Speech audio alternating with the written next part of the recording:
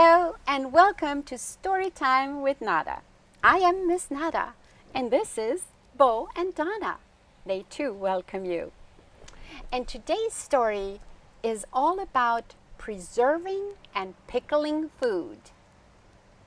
Preserving and pickling is a way of keeping our food supply fresh and intact for a future time of need.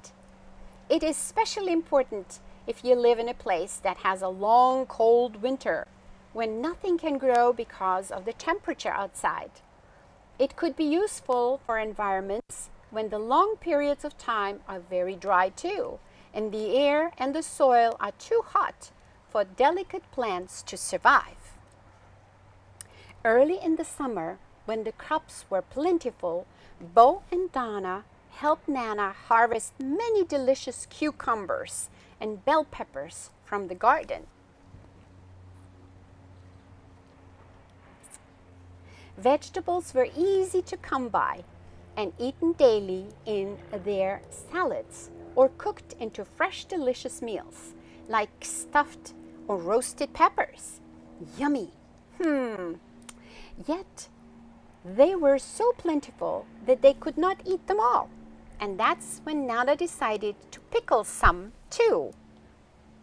There is nothing better than to open a jar of pickled peppers stuffed with shredded cabbage or a fresh jar of pickles eaten in the middle of a snowstorm.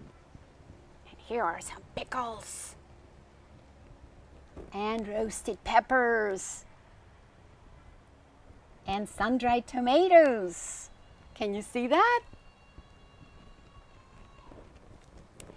Bo at first did not understand what pickled meant. Do you?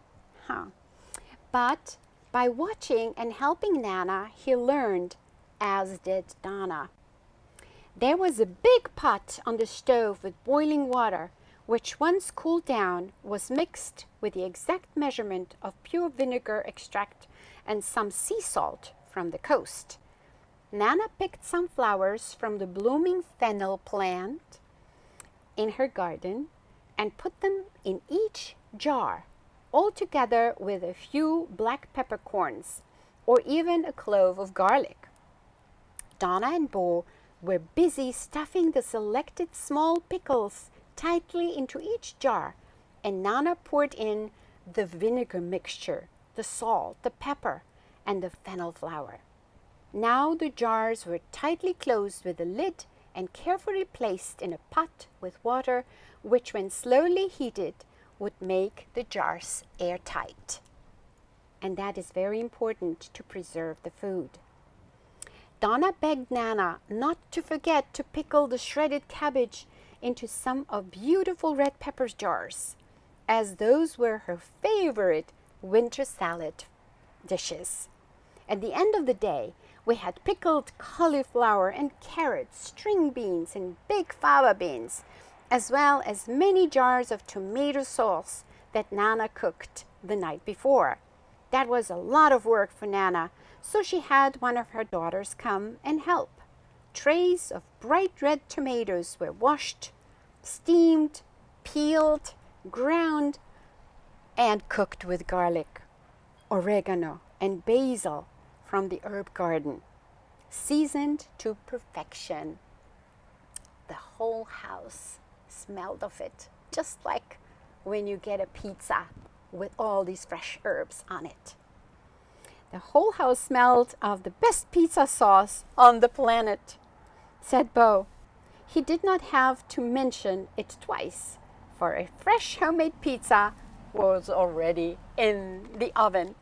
Nana and her friend strung up some of the red long peppers and made wreaths with them. That is so pretty to look at. They also wove fresh garlic bulbs together and made wreaths out of those too. The house looked so colorful and abundant with all the beautiful creative ways Nana knew to prepare and preserve their garden treasures and create colorful, healthy winter meals.